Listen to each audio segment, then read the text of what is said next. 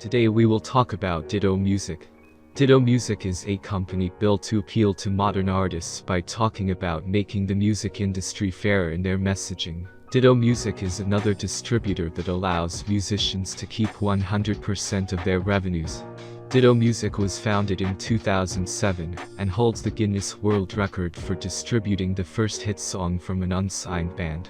Noting annoyance from musicians miffed by unexpected costs through companies like Distributors, Ditto Music prides themselves on fee transparency.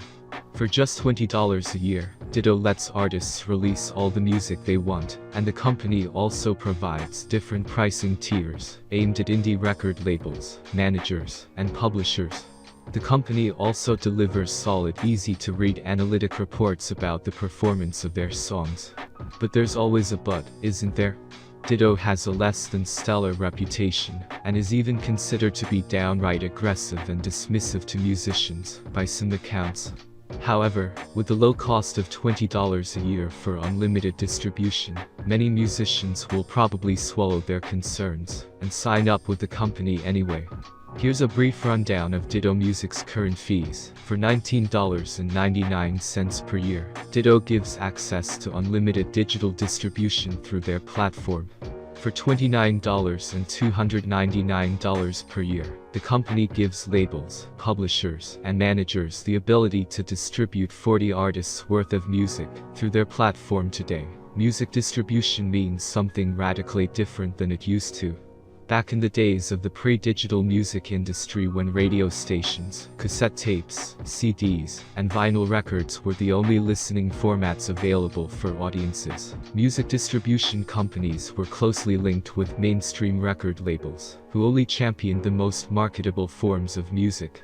If your music was deemed worthy by a record label, you'd sign a record contract, and would then be granted access to distribution companies with the resources to put physical versions of your music in stores in your country, or if you were really successful, around the world as well.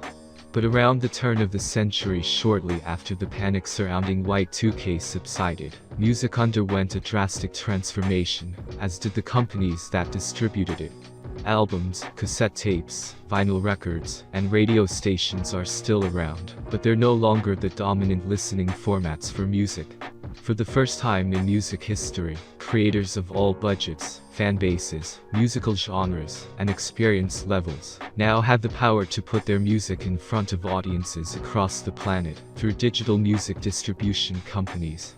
Whether you're a 50-year-old musician with a couple of Grammys under your belt or a teenager who records music in your bedroom, a growing number of distribution companies are out there that can take digital forms of your music and share them online with the masses. Physical music distribution is more or less the same that it's always been, though there are more independent labels today than ever sharing the work of artists who never would have gotten the chance to reach wide audiences in the pre-digital music industry.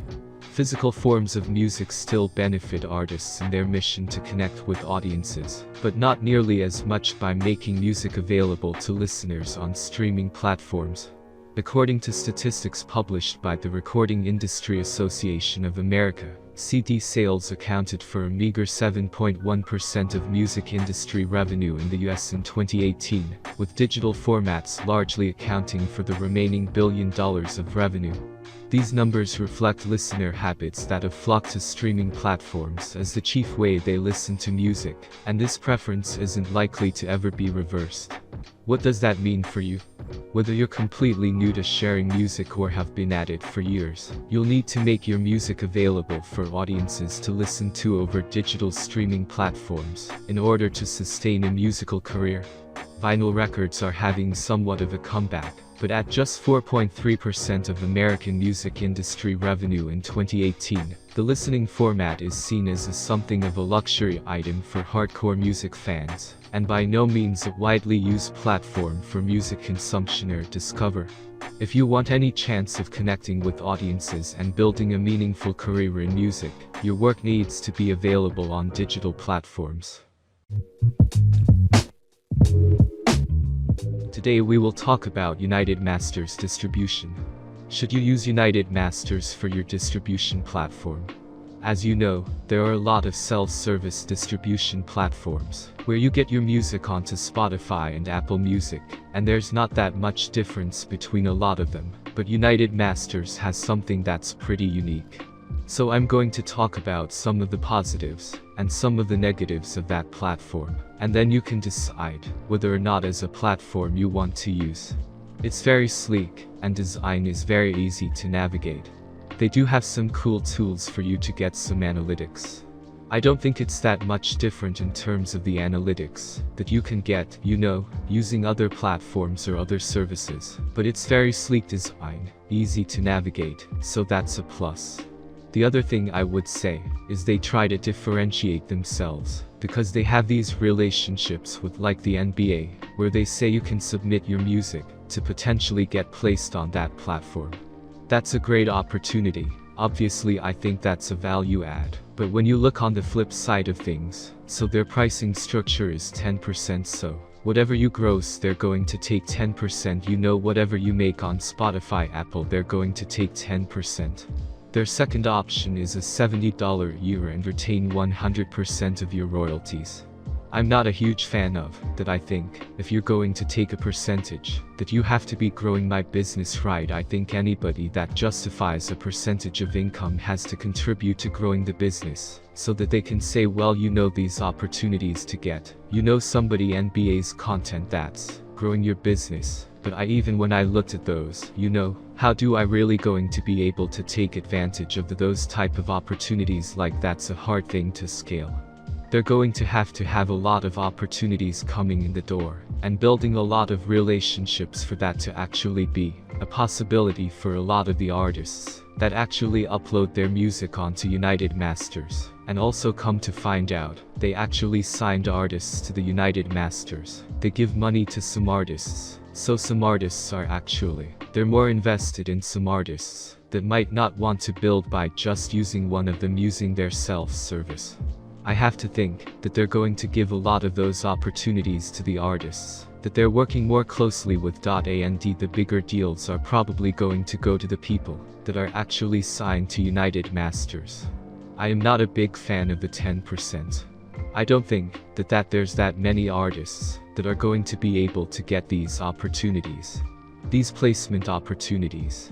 I think the last thing I was alerted to was, they have a first right of refusal baked into their terms and conditions, and that means, if you were to upload content on their site, and get it distributed through United Masters, and then a label comes back, and wants to work with you, because that song was a hit, then United Masters has the first right of refusal, to be able to negotiate, kind of a next level deal or match that deal before you can work with a label. I don't know if that first right of refusal has ever held up an artist, but it's there, and I think that's a bonus, because I don't think DistroKid or other self-service distribution platforms have that. So we would like to hear from you guys.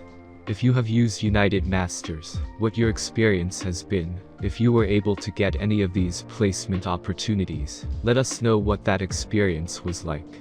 Let us know how you benefited from it, because we are open to learning more about the platform, but right now, that is how I feel. I definitely have some concerns. I prefer Level Music, that is kind of our favorite self-service distribution platform. And maybe I'll say why in another video. This is getting long. But yeah, those are my thoughts on the United Masters. Put your thoughts in comments below whether you use it or not. We would love to hear your feedback. Take care and see you soon in another video.